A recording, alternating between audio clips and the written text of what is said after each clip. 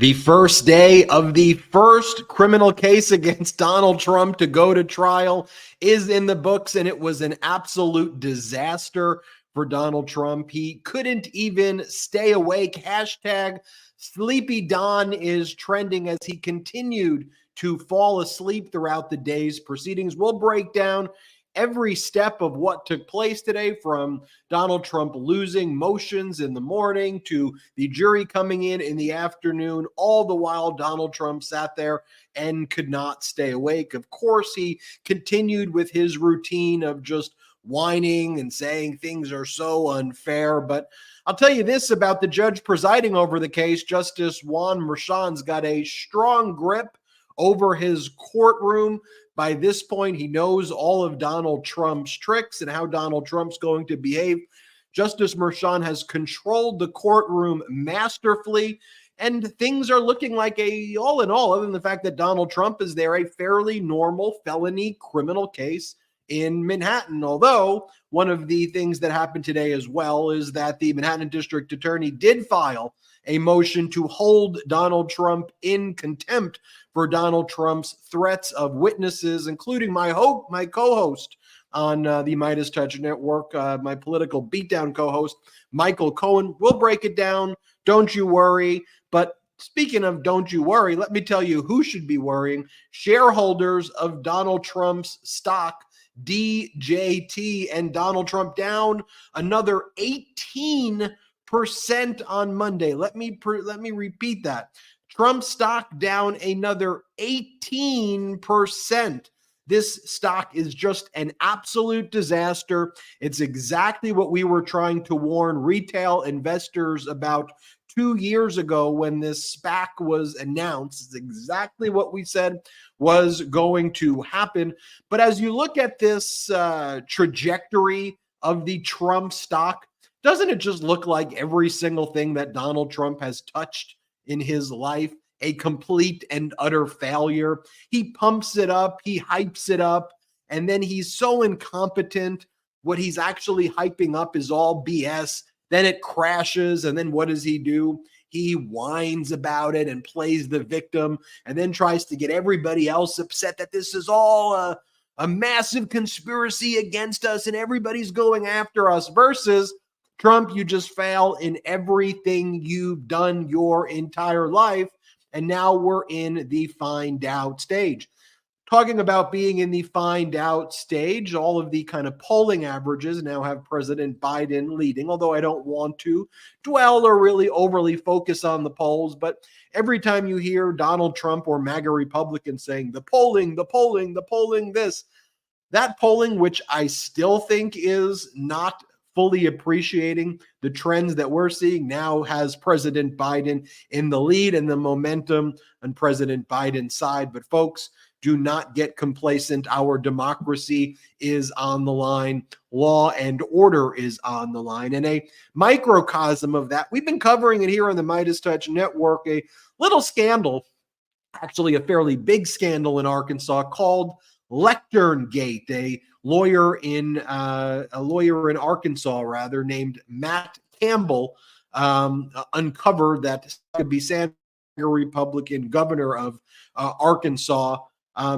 purchased a $19,000 lectern from her friend who doesn't deal in lecterns, but at most this lectern would cost about $7,500. And where is this lectern? And in a state like Arkansas, where let's just say they're not at the top of things like education and infrastructure and healthcare and things like that. Why are you spending, even if you were spending that, $19,000 on a lectern that nobody's ever seen? Well, there's been an independent legislative audit. It's not pretty for Sarah Huckabee Sanders, and a referral is actually being made to prosecutorial authorities there in Arkansas. We will break that all down for you and more.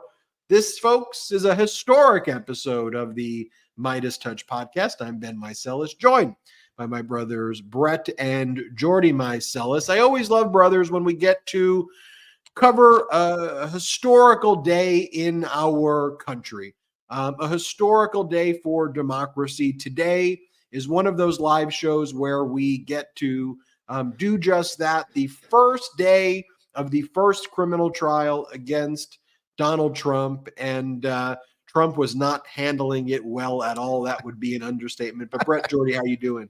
To say the least. Sorry, I was pulling a Trump over there in the beginning of the episode. Can I say you actually worried me? I thought something was wrong for a second. I didn't know you were going to do that to start the show. I was committing to the bit, Jordy. I was committing to the bit. It was almost too believable. I was very worried. I'm glad that you were doing a bit. Yeah, no, I was committing to the bit. Okay, Donald Trump. You could, Ben. That is the understatement of the century to say that Donald Trump did not have a great day in court today, and it's going to be fascinating to see how he handles this. Like Ben has said, like Michael Popok and Karen have reported here on the MeidasTouch Network, this is not the kind of case when Donald Trump is in criminal court where he could just wander out of court as he pleases. Donald Trump needs to be there day in and day out, and if he is not, he is going to be arrested. And the judge made that clear today. Justice Merchan made that clear to Donald Trump at today's proceedings. And Maga, all these people, they go, oh, look, I can't believe this is happening. This is election. This is a criminal court. This isn't he's not at the movies, okay? This is not a voluntary thing. He's in criminal court, and he has to sit there, and he has to suck it up. And he has to do what the judge tells him to do every single day that this trial goes on. That's it. You're not special, Donald. I'm sorry, you're not. And to have to watch him do this, I am so curious to see how he handles this. He cannot even handle a few hours of the trial today without dozing off and sleeping and getting all angry. And then a few hours later, he was waving his arms and screaming at his attorneys and pointing at the prosecutors. This guy is going to be in there for weeks. I think he's going to implode in there. I don't know what the heck he thinks he is going to do. Jordy, what's new with you, man? I could not agree more. Just the daily wear and tear that this man's about to go through as he's in court. He couldn't even get past day one without falling asleep in the court. I mean, that is, could you just imagine if President Biden took a nap anywhere? Like if he was on the beach relaxing for the weekend and like took a nap, at like a normal spot, Donald Trump's falling asleep in court, in criminal court? Sleepy Don. Sleepy Don. So what was that name going around? Don Snorleone? Don Snorleone. Nicknames are so good. Nicknames are so. I saw that one floating around on. Well, look, Jordy, if President Biden was found to be sleeping anywhere, I'm sure the right-wing MAGA crowd, like Clay Travis and others, would be the first to make sure that was front and center on right-wing media.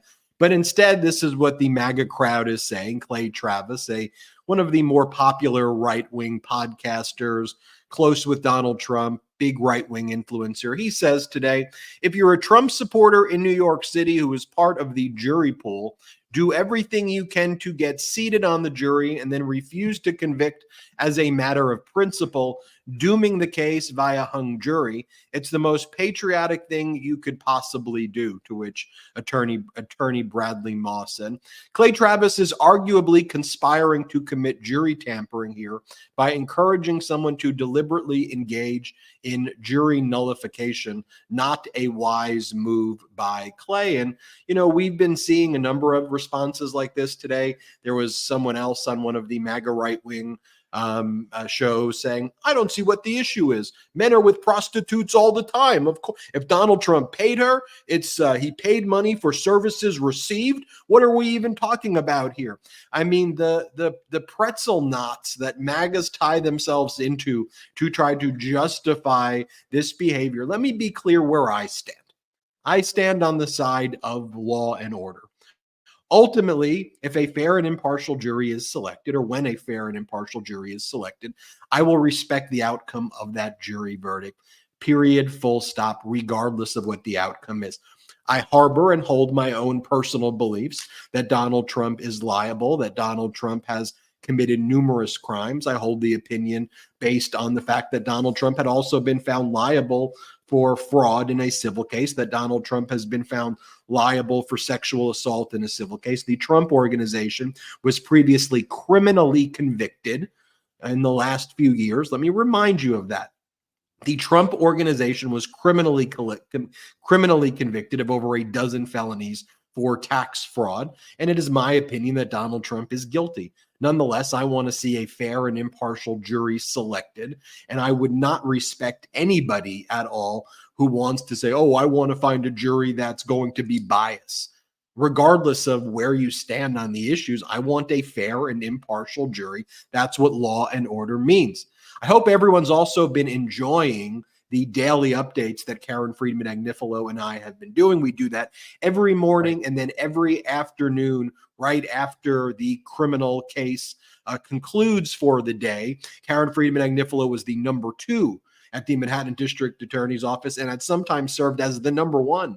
She served as the acting Manhattan District Attorney on numerous occasions. She was at that office for nearly 30 years, and she's guiding all of the Meidas Mighty through each and every step. And it's such an honor to be doing that with her, and also to see that the MeidasTouch coverage is the number 1 coverage in the world on this Trump criminal case.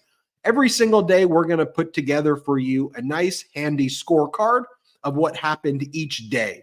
This way you can save these little cards. You could keep track. Here's what happened in Trump trial day 1. This is the first scorecard for you. And you could collect them all. We could make them like gotta catch them all. Gotta catch them all, Ben.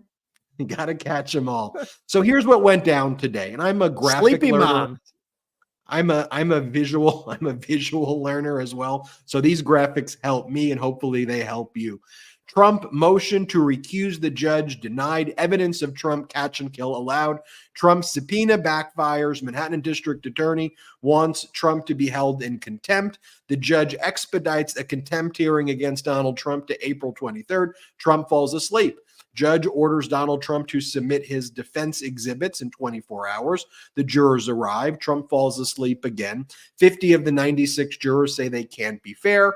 And then the voir dire is to the other 46 jurors, and that's what's taking place right now, or prospective jurors to get down to those 12 jurors who are going to be serving on this final jury pool. Let me just break down each of those things for you, but let me show you some of these videos as well. This is Donald Trump entering the court today, where he does his normal shtick, his normal routine. This is a persecution like never before. Wah, wah, wah. Do we have the photograph of what our researchers are furiously working to determine? Because we have a great team of researchers here at the MeidasTouch Network.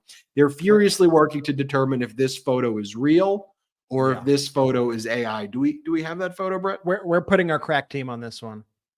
Yeah, there it is right there. Not sure if this is real or AI. Let me know what you think. Also, while there are no cameras in the court, I believe this one is AI envisioning it thusly as well. But this seems to be what was going down today. That is AI. I want to flag that. Although Maggie Haberman, who Donald Trump scowled at as he left today, he was livid and pissed at her. She was the first to report. Donald Trump appears to be sleeping. His head keeps dropping down and his mouth goes slack. Trump then apparently jolts back awake, noticing his lawyer passed him several minutes ago, and Trump's like, whoa, where am I? And so that's what was going down today. Here's the video of Donald Trump. I'm not going to the whole thing just because you get it. I don't need to spread Donald Trump whining. But this is Trump saying, this is a persecution like never before, blah, blah, blah, wah, wah, wah. I'm a little baby. Play the clip. This is an assault on America. Nothing like this has ever happened before. There's never been anything like it. Every legal scholar said this case is nonsense. It should never have been brought. It doesn't deserve anything like this. There is no case, and they've said it. People that don't necessarily follow or like Donald Trump said this is an outrage that this case was brought.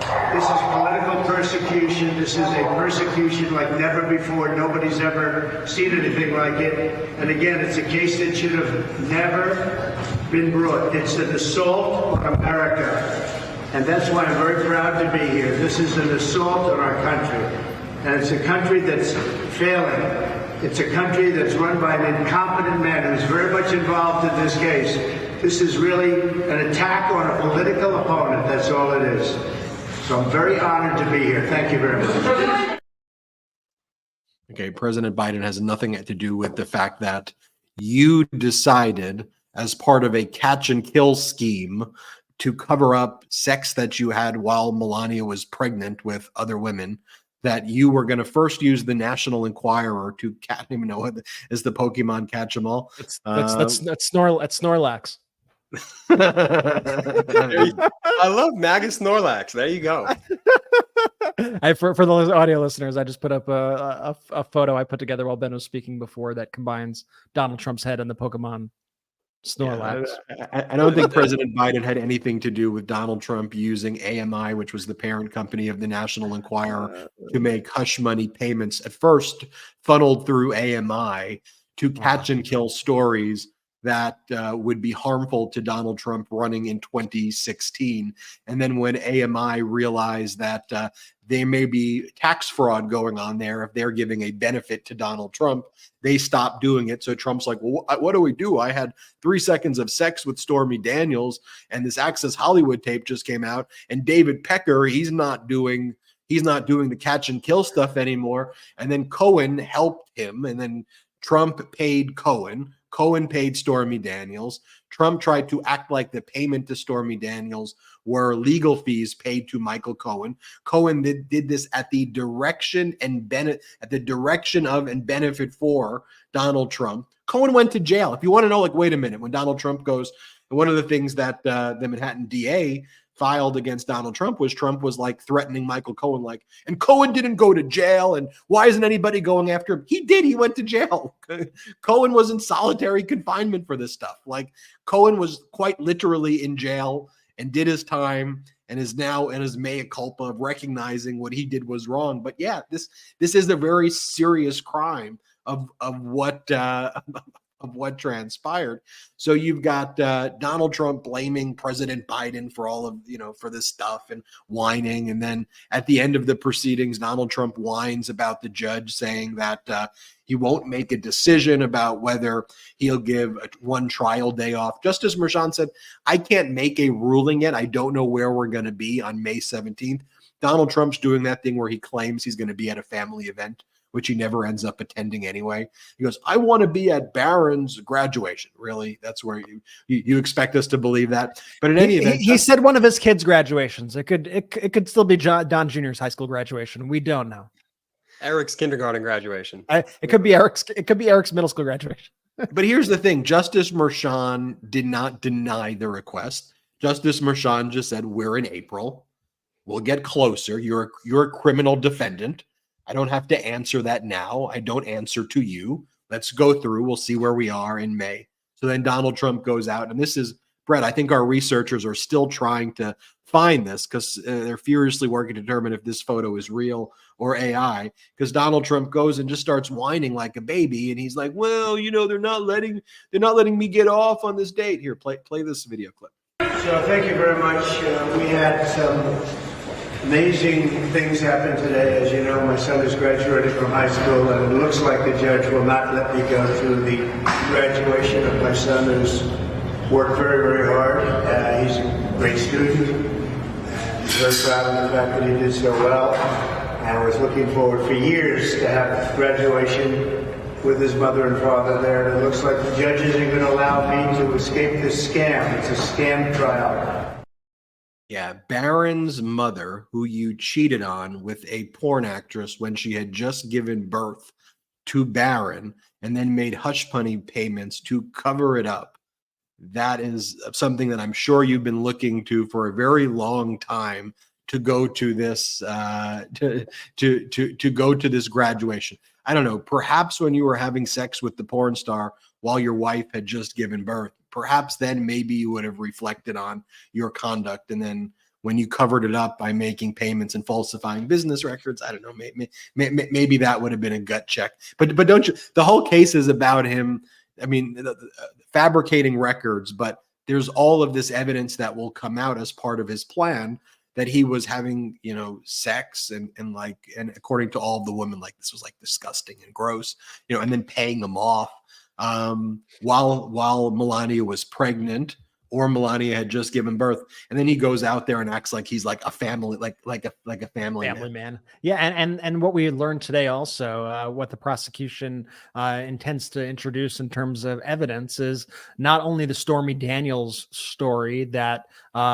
we've all heard of a lot recently, that has been rehashed a lot recently, but also the story about Playboy model Karen McDougal, which Trump apparently had a year-long affair with as well, was also part of one of these catch and kill schemes. And the judge is allowing that evidence to be introduced into trial. Now, Justice Merchan is not allowing the jury to be informed of the element that Melania was pregnant while that years-long affair was going on. But it's certainly going to be interesting that this was a pattern of behavior, that it was not even just the Stormy Daniels incident, but it was also this years-long affair with Karen McDougal. It was also all these other attempts to catch and kill all these stories and to use the National Enquirer as his means to go after and target his political opponents. We also heard today about Ted Cruz, about how he used the National Enquirer to plant stories about Ted Cruz, accusing Ted Cruz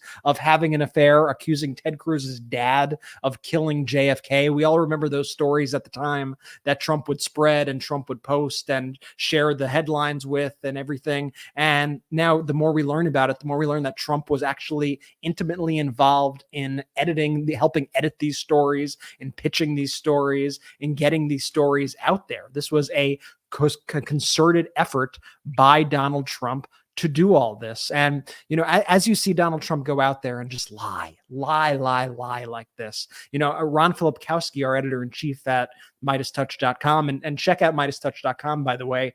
Ron's going to do every single day of the trial. He's going to be doing live updates of every single beat that happens, all the important beats, all the important stuff. You're going to be able to read it in an easy to digest way. You could check out every single day of the trial at MeidasTouch.com, get a full recap. But the great point Ron made is that this whole thing about the judge, Donald Trump, coming out and saying, the judge won't let me go to Barron's graduation. It's the same playbook that he did with Judge Engoron said Mar-a-Lago's worth $18 million. He said it's worth $18 million.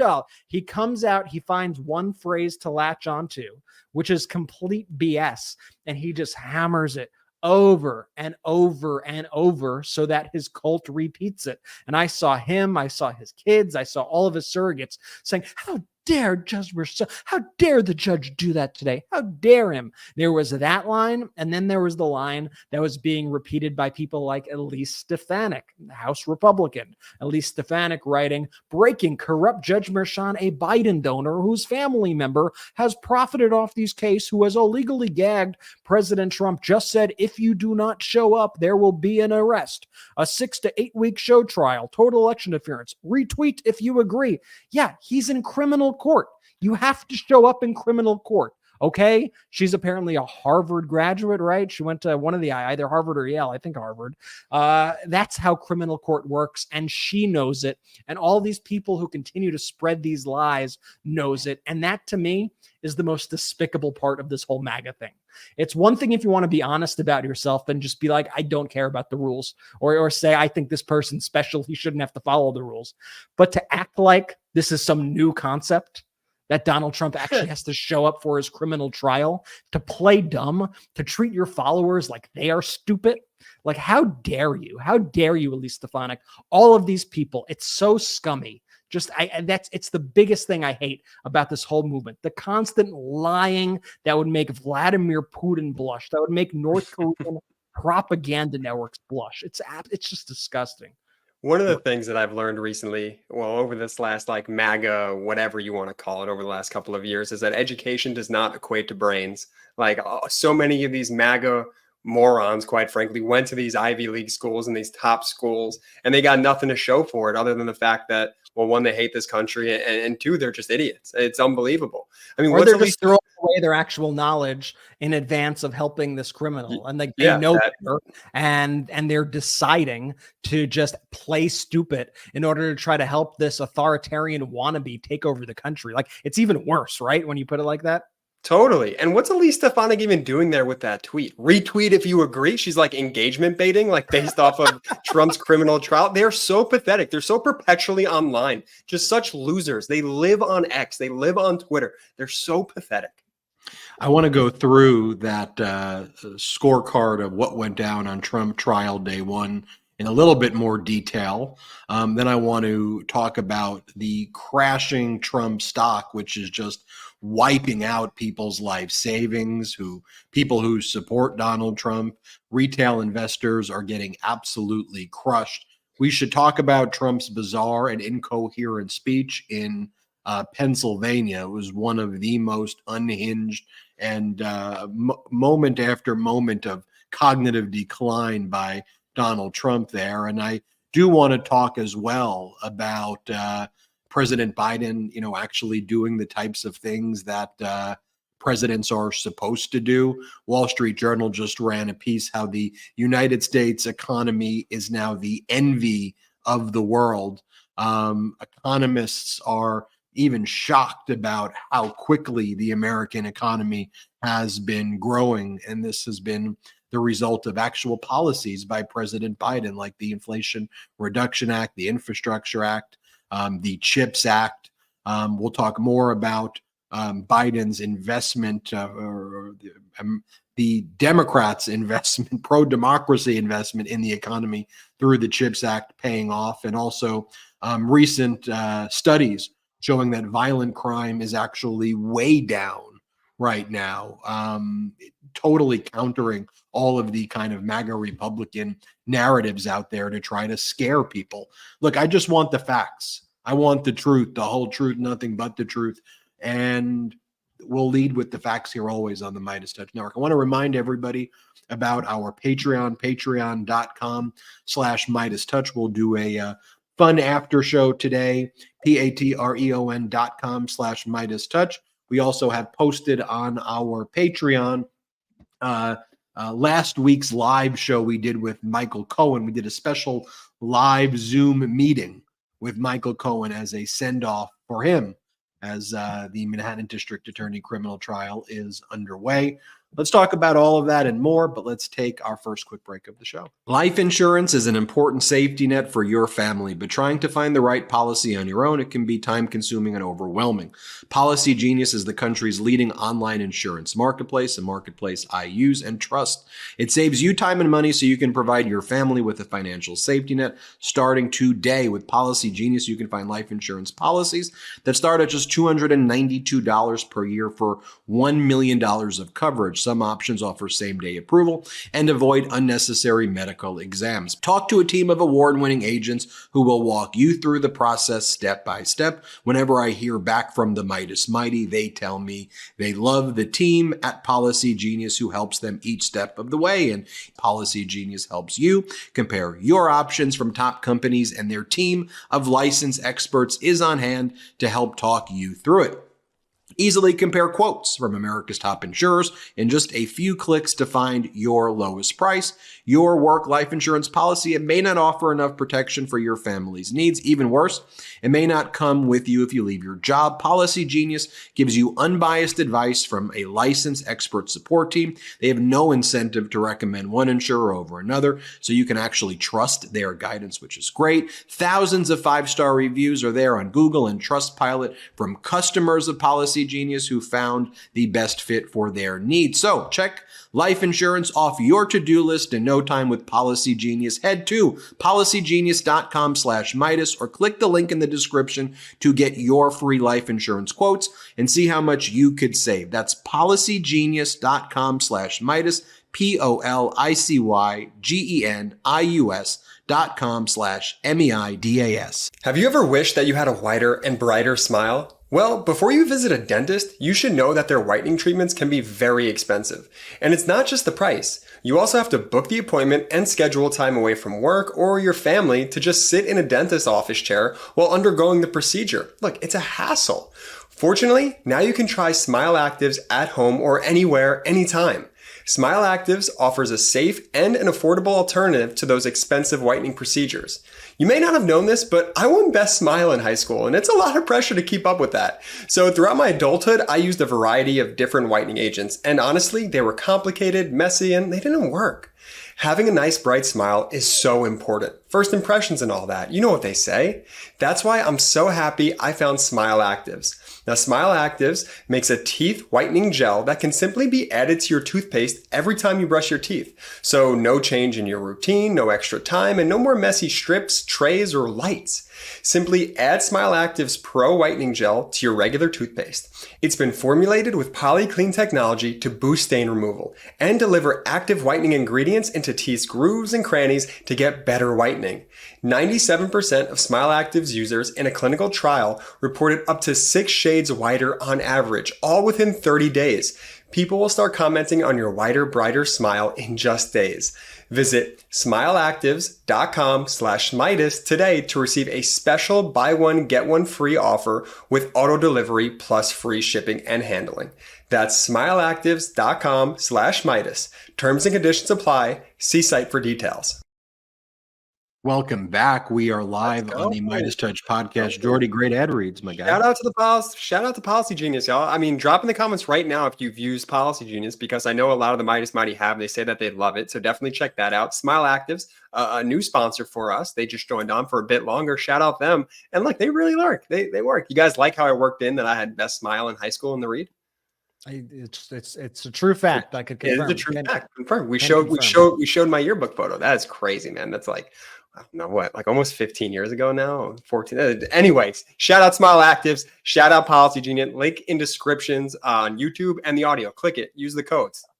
Do it. After today's trial proceedings concluded, Donald Trump went out in the hallways and then started whining like he often does. One of the things that Donald Trump complained about is that after the prospective jurors were sent back home, Donald Trump, through his lawyer, requested that Trump be able to take off not just for Barron's graduation, which I highly doubt Donald Trump was going to attend anyway, but also for Donald Trump to attend the absolute presidential immunity hearing in Washington, D.C. on April 25th before the United States Supreme Court in connection with the D.C. federal criminal case for Trump's attempt to overthrow the results of the 2020 election. Donald Trump was whining after Justice Merchan said, no, I mean, there's no role for you to have there. You're not a witness there. There's no, your lawyers can argue and you need to be here. This is a criminal case, a serious felony criminal case. You will be here each and every day. Your request to go to Washington, D.C. is denied. And here's Donald Trump on video whining about it after the proceedings. Let's play it. In addition, as you know, next Thursday, we're before the United States Supreme Court on a very big hearing on immunity. And this is something that we've been waiting for a long time. And the judge, of course, is not going to allow us. He's a very conflicted judge. And he's not going to allow us to go to that. He won't allow me to leave here for a half a day, go to D.C. and go before the United States Supreme Court because he thinks he's superior, I guess, to the Supreme Court. We got a real problem with this judge. We have a real problem with a lot of things having to do with this trial, including the DA, because you go right outside and people are being mugged and killed all day long, and he's sitting here all day with about 10 or 12 prosecutors over nothing. Over what people say shouldn't be a trial. No, I mean, that's not what people are saying at all. People are not getting mugged outside. Violent crimes are actually down. The only places that they're actually up are in red states and MAGA controlled states if we care data. And it's important that people in Mar-a-Lago. Yeah, and exactly in Mar-a-Lago. Anywhere Donald Trump goes. A crime scene tends to follow Donald Trump each and every step. Let's just take a look at the Pokemon trading card for day one of the Trump trial right here. Got to catch them all. That's Snorlax. Maga Snorlax. Maga Snorlax. Let's go to Trump trial day one.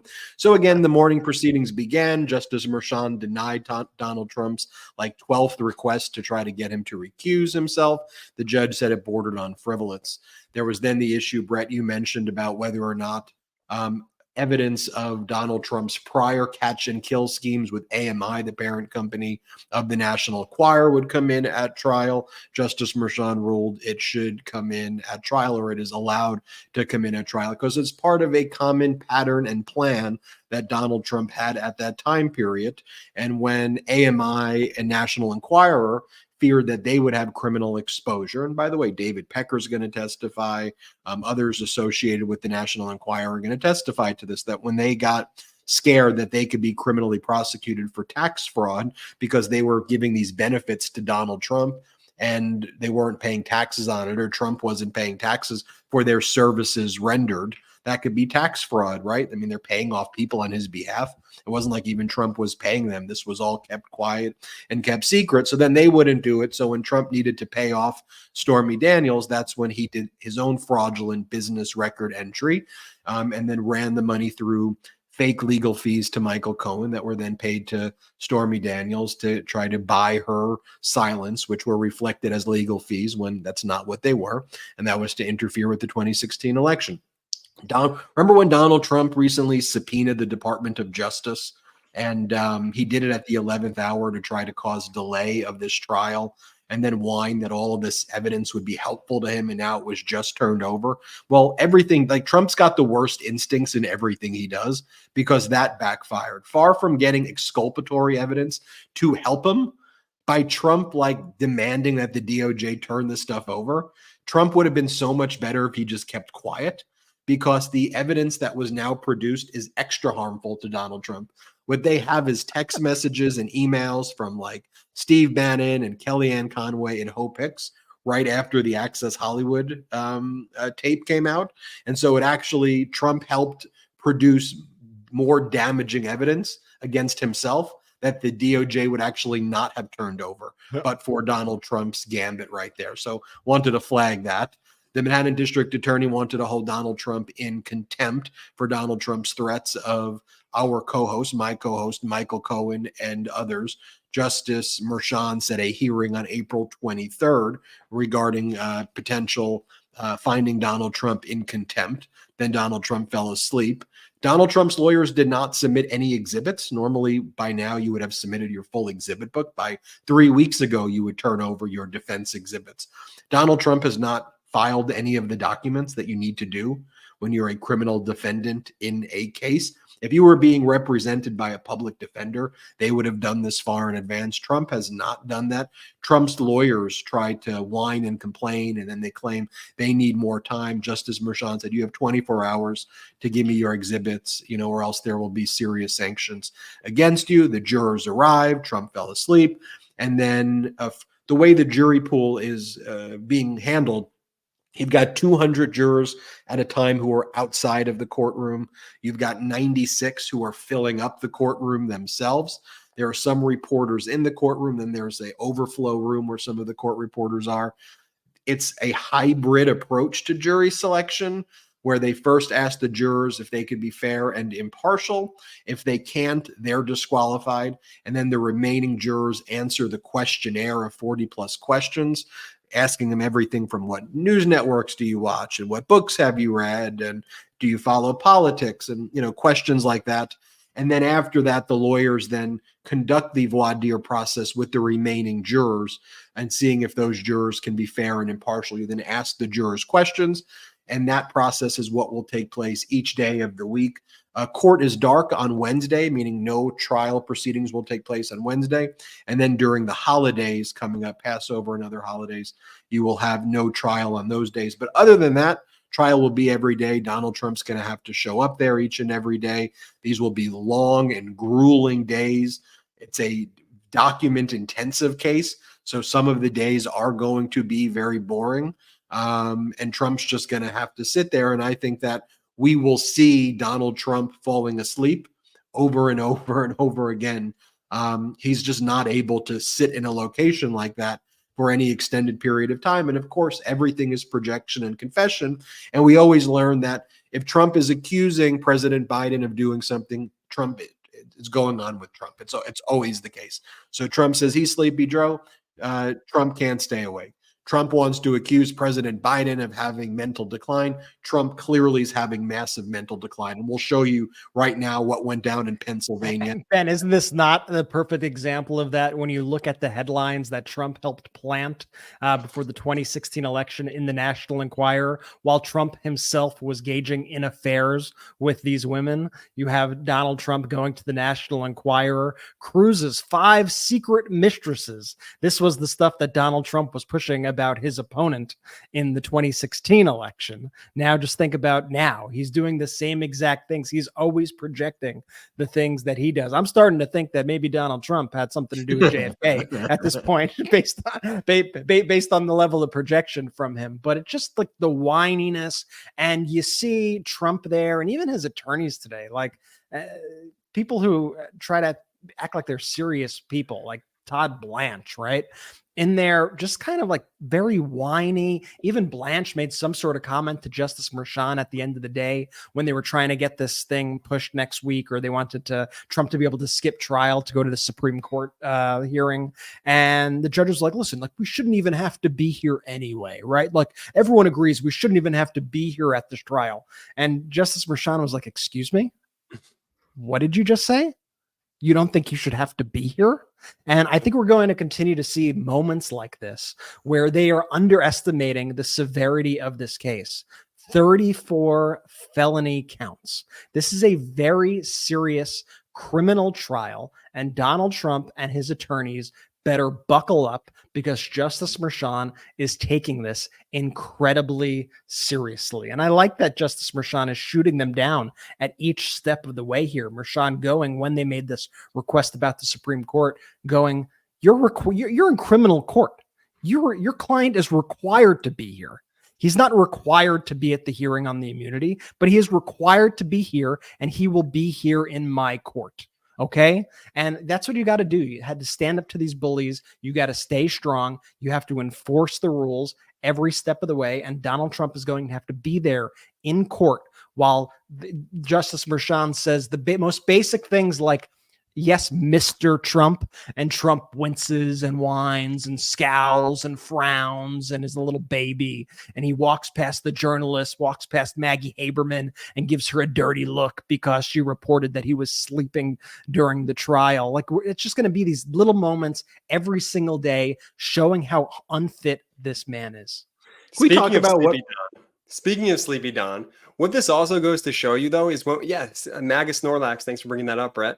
When we have just an open source of a data set, right? Donald Trump sleeping and then there being neutral news outlets in the court being actually able to report, versus when Trump does his weird stuff in Iowa or wherever the heck, the MAGA rallies, and they write about, these legacy medias write about the energy that Donald Trump possesses on stage is electric. And they're just like, what are you doing? Like, when the data doesn't match, when your data points, because they're made up, don't match reality, and people actually have a chance to observe it for yourself, people are like shocked, because ultimately it doesn't match all the BS that they've been spoon-fed by these legacy media components. It's utterly, utterly ridiculous. Yeah, Jordy, I want the narrative to be the same thing as what the data is. Yes. Narrative and data should be married.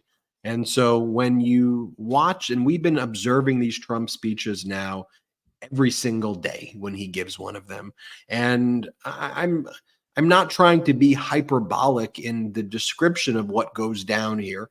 I just want to say, here's what's happening, folks. And he's not talking about policy. He's not talking about issues. He's not talking about the American people. He's like just up there kind of whining and just slurring his words and attacking prosecutors and praising the January 6th insurrectionists and changing the words of the national anthem.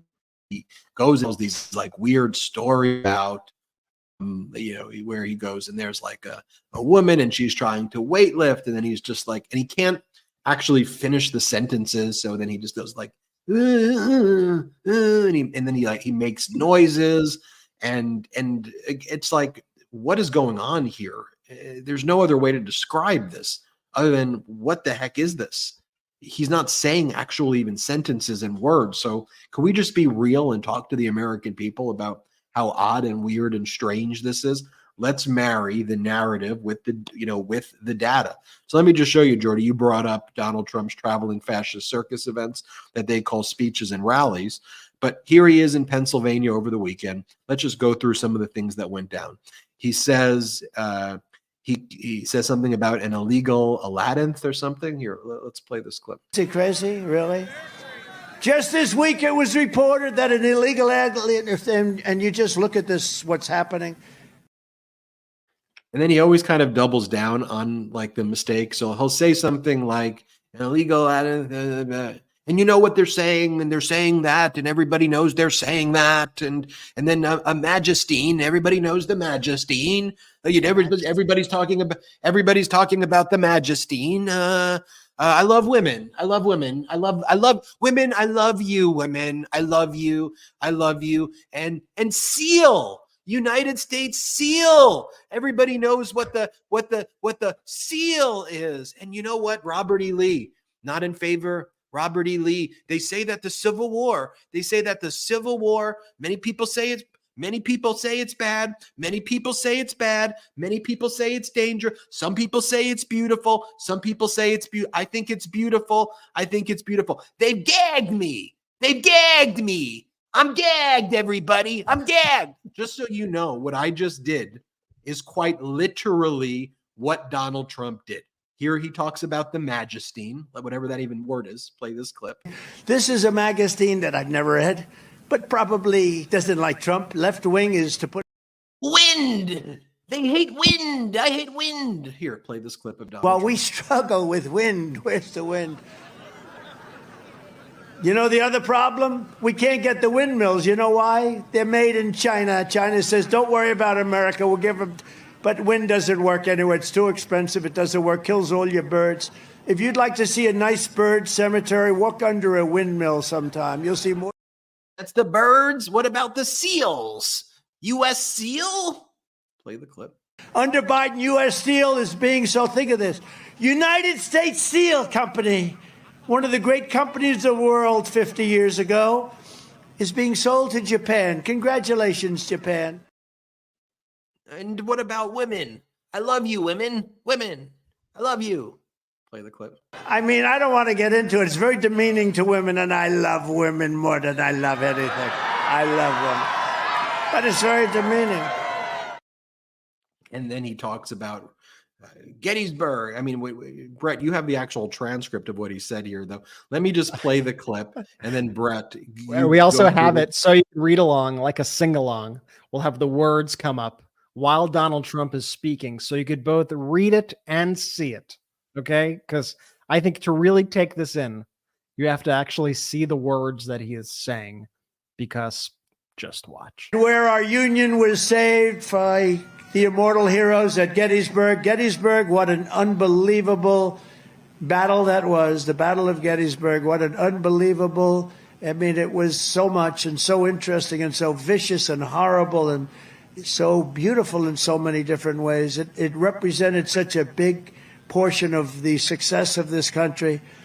Gettysburg, wow. I go to Gettysburg, Pennsylvania to look and to watch. And the statement of Robert E. Lee, who's no longer in favor. Did you ever notice that? No longer in favor. Never fight uphill, me boys. Never fight uphill. They were fighting uphill. He said, wow, that was a big mistake. He lost his great general. And they were fighting. Never fight uphill, me boys. But it was too late. This is actually the speech that he gives.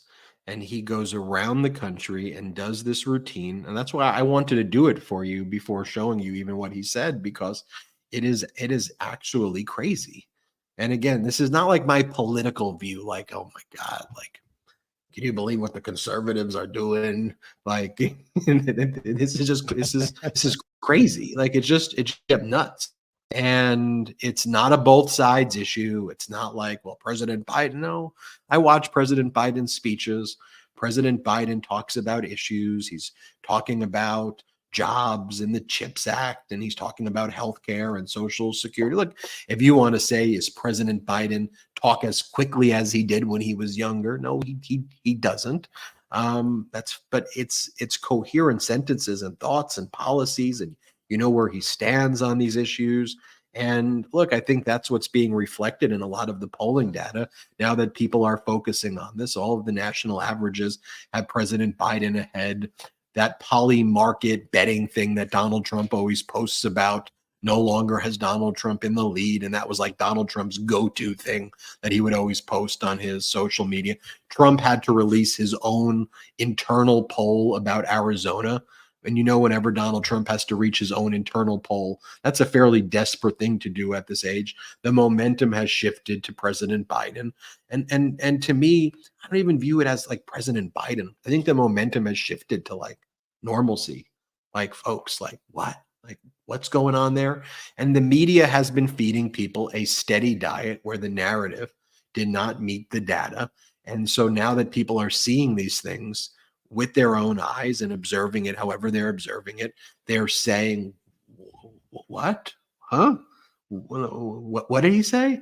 And then they're seeing President Biden talk and go, wait, but I thought that you were saying that he's not capable of delivering these speeches, but he seems pretty good to me. Yeah, sure, he's a little bit older, but he seems to be saying pretty normal things. And Donald Trump's talking about Robert E. Lee not being in favor, and he's talking about SEALs, and he's saying that he loves women, and he's talking about Aladdinith and Majestines and killing birds. And like what? What are we talking? You want to give him the nuclear codes? Nah, we're not going to give that guy the nuclear codes. Okay.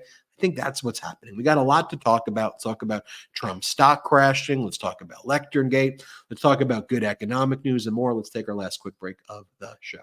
Hey, Midas Mighty. So a little while ago, we had the idea that we wanted to sell the best pro-democracy merchandise in the game for the MeidasTouch Network. And candidly, we had no idea where to even get started. That's why I'm so glad that we found Shopify. Shopify is the global commerce platform that helps you sell at every stage of your business, from the launch your online shop stage to the first real life store stage, all the way to the did we just hit 1 million order stage. Shopify's there to help you grow.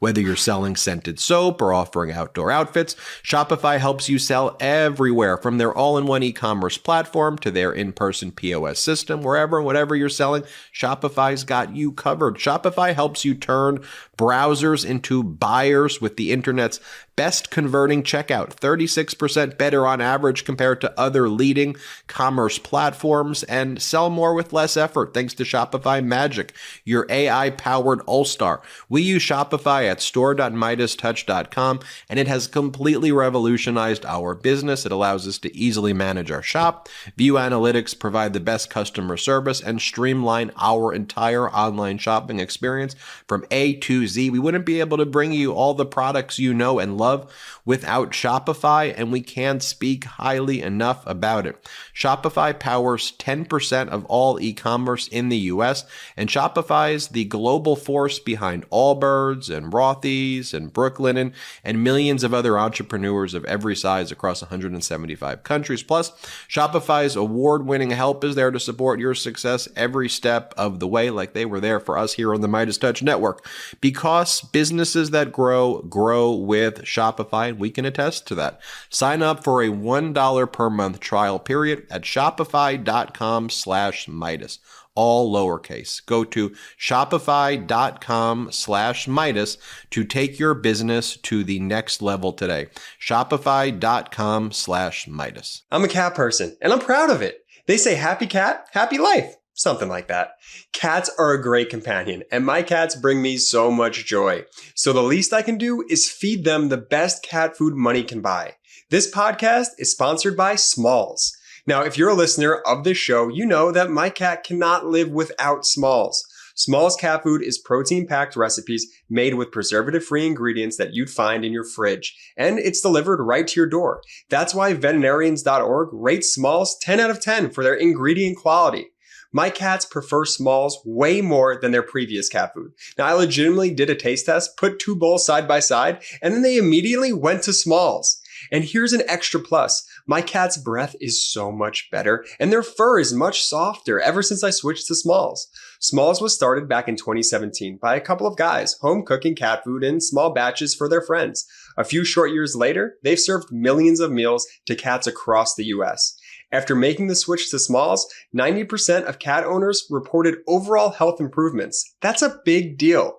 Now, the team at Smalls is so confident that your cat will love their product that you can try it risk-free. That means they'll refund you if your cat won't eat their food.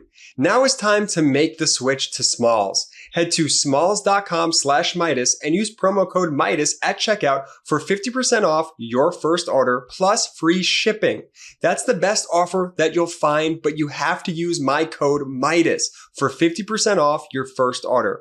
One last time, that's promo code Meidas for 50% off your first order plus free shipping.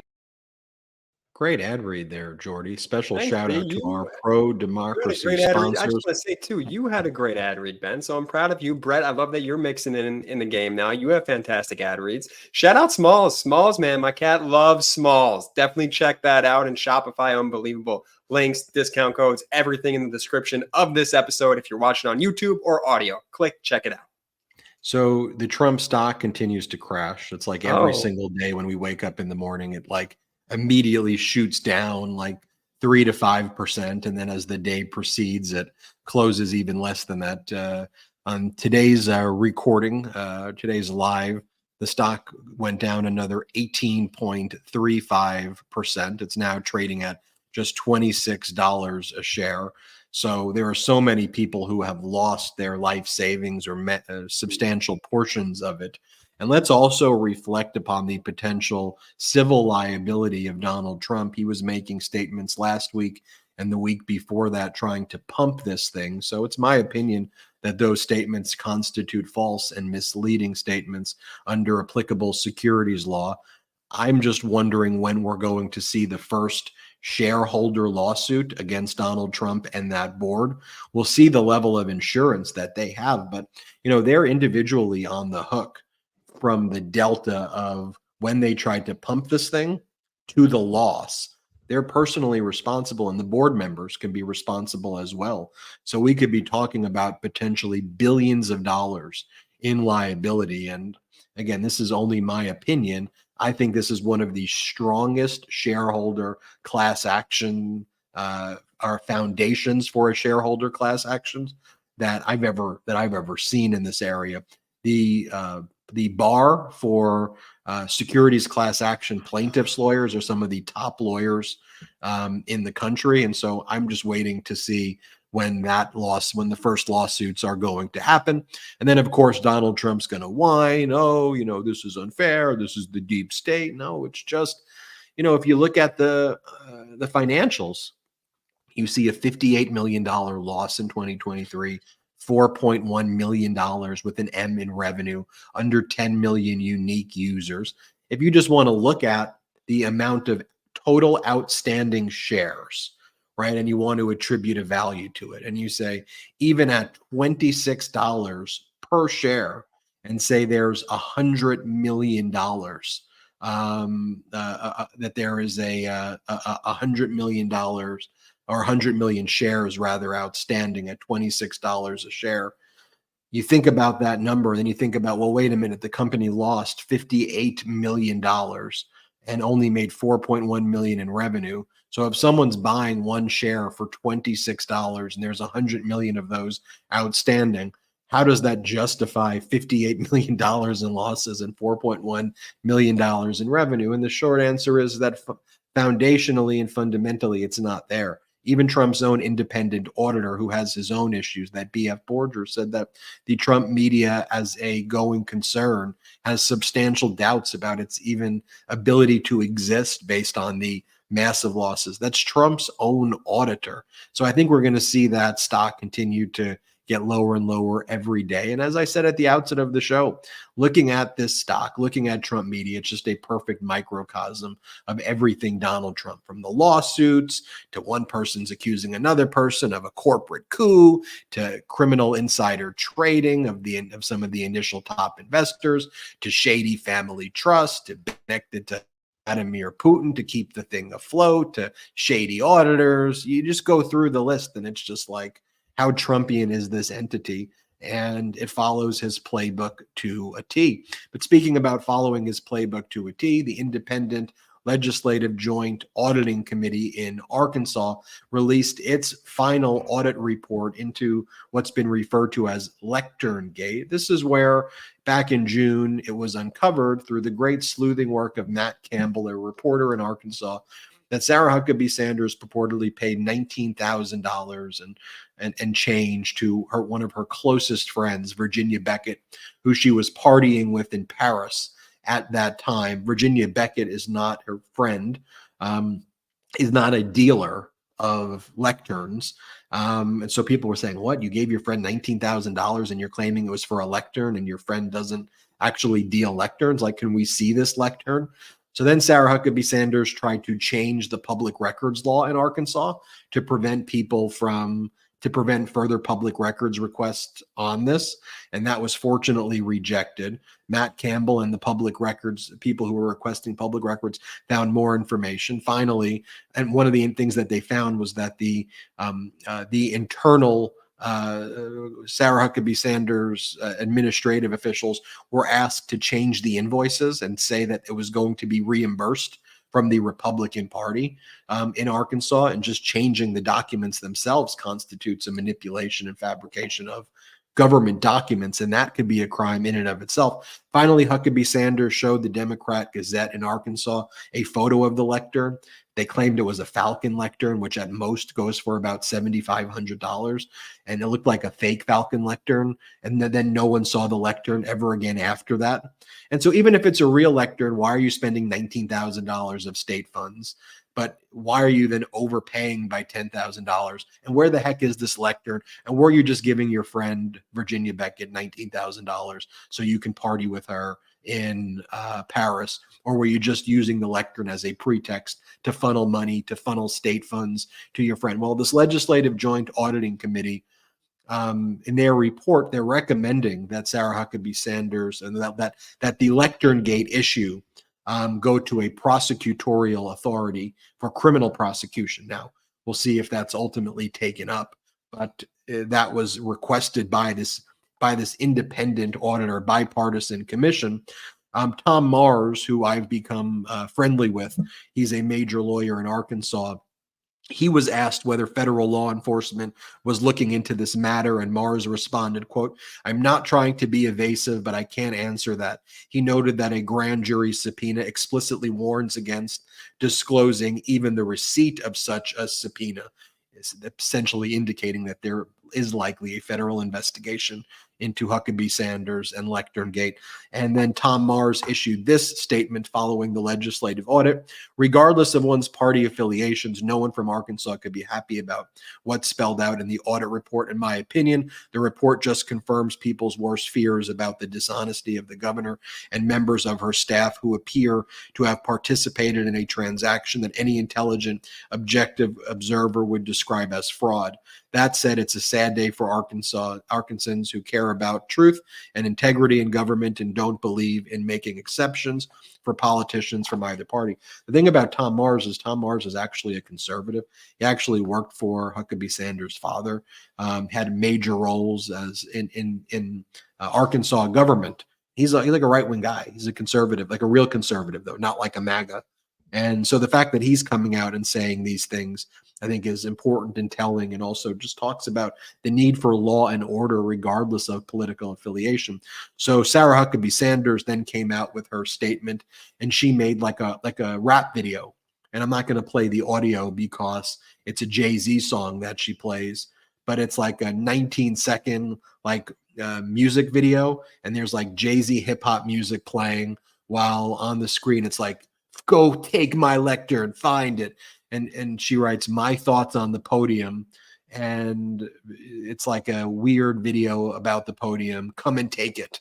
And, it just makes such a mockery of our legal system and of law and order.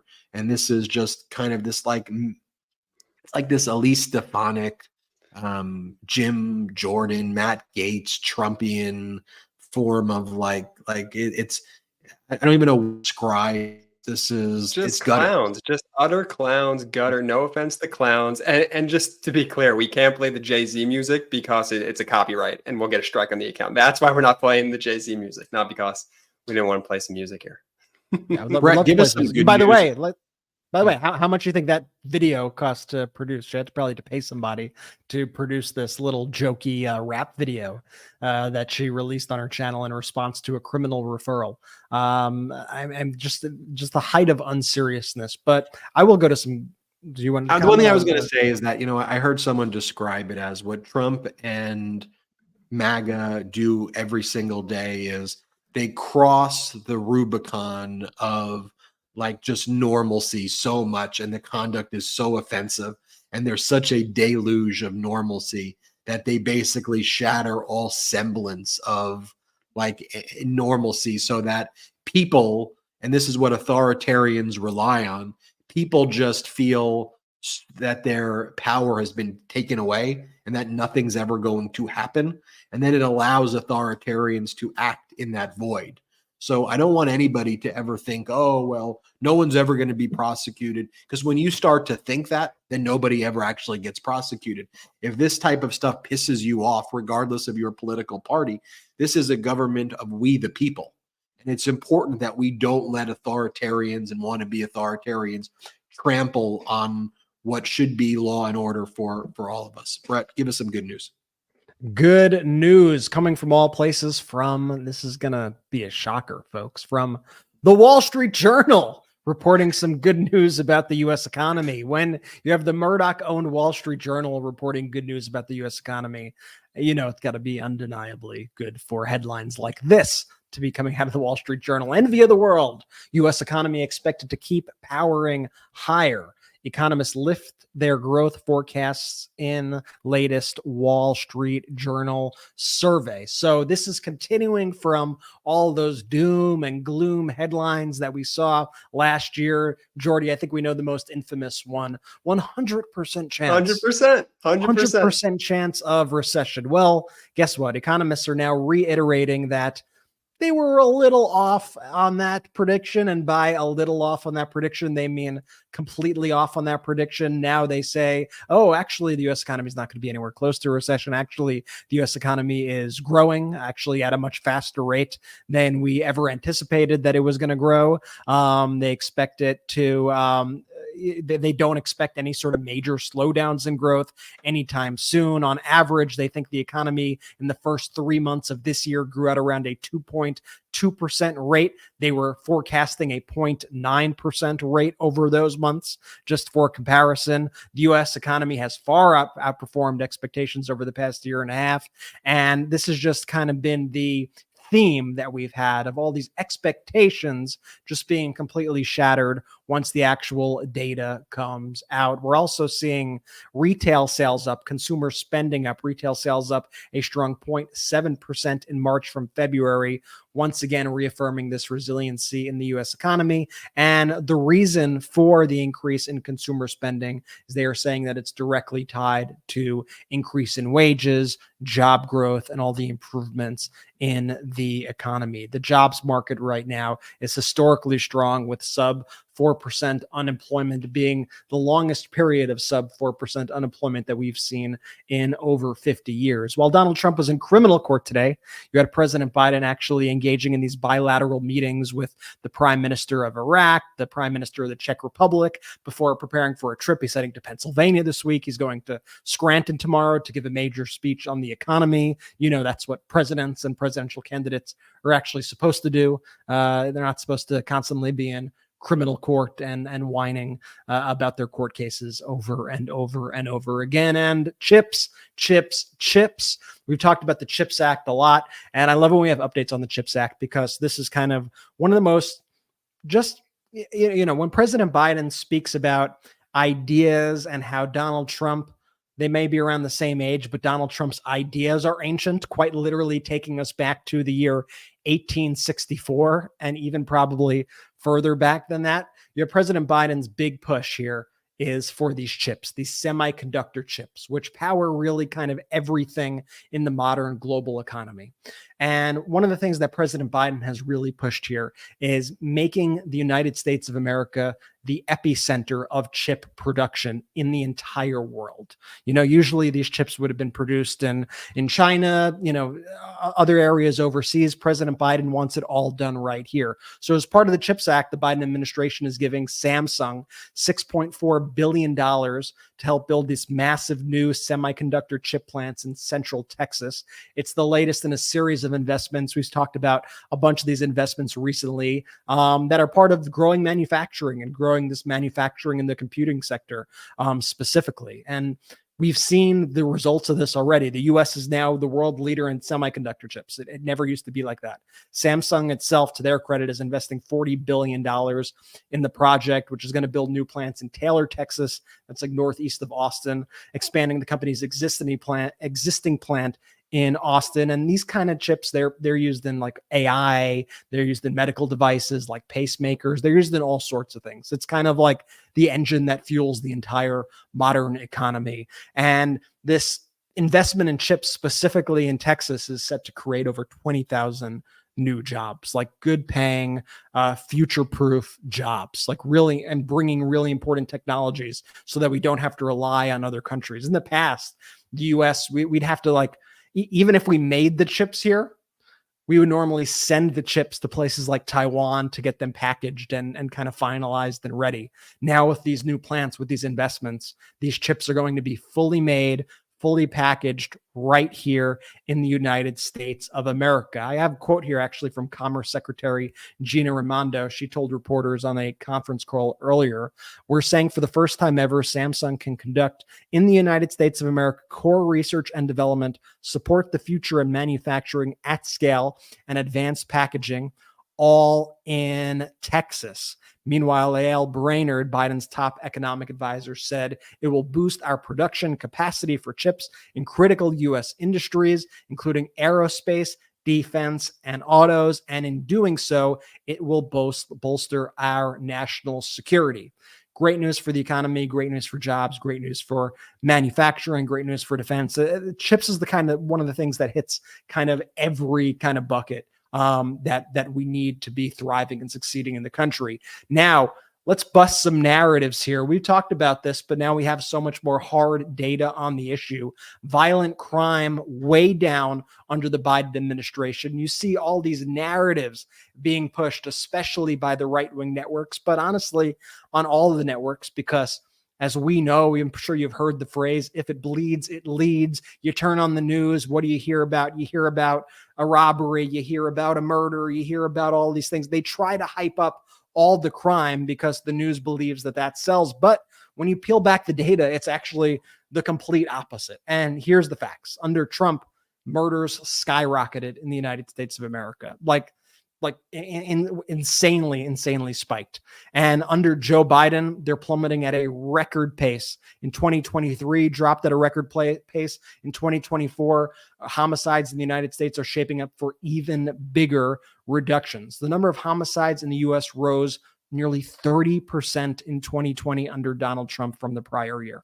It was the largest single year increase ever recorded, ever in history recorded by the FBI. The biggest rise in crime in history, to repeat, occurred under Donald Trump's presidency. And now under President Biden, homicides in American cities are falling at the fastest pace in decades. Homicides dropped around 20% in 133 cities the beginning of the year through the end of March, compared with the same period in 2023, according to the new crime data statistics that have come in. Philadelphia, for example, saw a 35% drop in killings as of April 12th compared with the same period last year. New York City, these fell by 15% through April 7th. In Columbus, Ohio, 58% through April 7th. And I'll pull up for the folks watching here on YouTube or Twitch or Facebook, I'll pull up the graph here that the Wall Street Journal also published about the falling crime rates. And you could feel free to screenshot this and you could send it around. This shows the big cities with the largest year-to-date decline in homicides across the country. And these numbers are absolutely staggering when you see them like this. Minus 82% in Boston, minus 58%, like we just said, in Columbus, minus 50% -48% in San Antonio, -48% in San Diego, and so on. When you look at basically all metrics, the U.S. economy, whether it's in the U.S., whether it's the economy, whether it's crime, whether it's all these various issues, you see just incredible progress that we have not seen in many, many years. And we're at a historic period of growth that I think tells just a really positive story. And I think, Jordy, I would say one of the underreported, or I would say one of the underappreciated things about this administration is that Biden not only had to be like an exceptional president and get through all this historic legislation, but he had to do it in this very dark shadow of Donald Trump and this Republican Party. And there's never been anything like this before. Having this guy day in, day out, basically acting like this, I don't know, this unelected dictator of the Republican Party, telling them what to do, trying to make them destroy the country at every point, trying to shut down the government at every point, trying to literally get truckers to protest at borders so that they could destroy the supply chain and increase inflation. Like, we have had like a rogue force inside our government. Economic terrorism. Let's just call it what it is. Yeah, absolutely. And Biden has had to deal with all of that, in addition to just the monumental task of bringing back the economy and the American spirit after the deadliest pandemic in more than a century. Honestly, that part of it to me is so underappreciated. And I wish people spoke about that more as well. Just the headwinds that he's faced with this just disgusting party, with this man who refuses to let America just be America without him trying to get his disgusting orange hands all over it.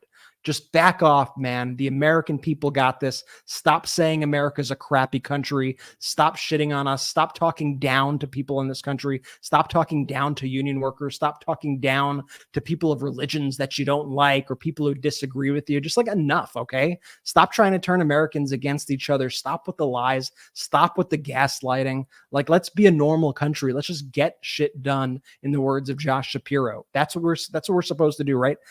People get into government to make things better for people, not to do whatever the hell it is that Donald Trump is doing every day. I just want serious people. I want people who support normalcy, people who support our democracy. And that could be mainstream Republicans, not this MAGA thing. It could be conservatives, independents, liberals, progressives. I want seriousness back in these discussions. I want adults to be in positions of authority. I want to bring back empathy. I want to bring back kind of leading with a moral compass. I want to make sure that we protect and defend and preserve our democracy. I mean, it's really simple for me. That's what it all boils down to. And we're going to keep on growing this independent media platform with each and every one of you every single day. I mean, look, our coverage of the Trump criminal trial is the top coverage of any large media network out there. And they're funded by billions of dollars and lots of billionaires and deca 100 millionaires. And I always like to say, I'll give you our little secret. We're doing this with emojis, the pro-democracy sponsors, and our Patreon. So everything that we can do together helps grow this thing. So if you want to help grow this independent media platform, one of the ways to do that is patreon.com/MeidasTouch. That helps as we kind of grow the team and build out our editorial team and bring on more editors and bring on more staff. And I think you all see how we're growing brick by brick. And I hope, it's kind of responsibly, slowly, steady. Maybe not that slow. It's growing pretty fast, but in a steady, principled way. And that's because foundationally, this is led by you, the Meidas Mighty. And we're so grateful for you. Remember, every morning, early in the morning, and then right after the court proceedings, Karen Friedman Agnifilo and I will give updates on everything to expect.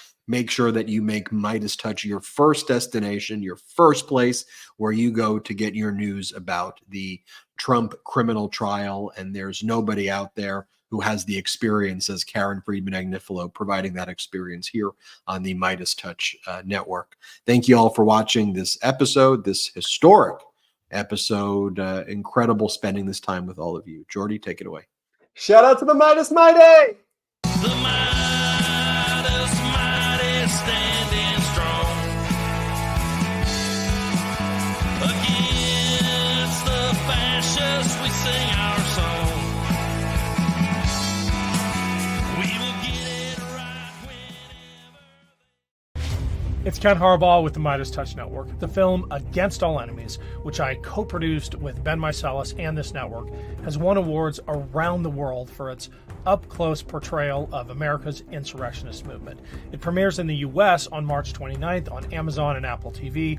Go to againstalllenemiesfilm.com or click the link below. But don't just watch Against All Enemies. Tell your friends about it. It's one more way to hold accountable those who threaten our democracy. Thanks, Midas Mighty. Let's use our power well.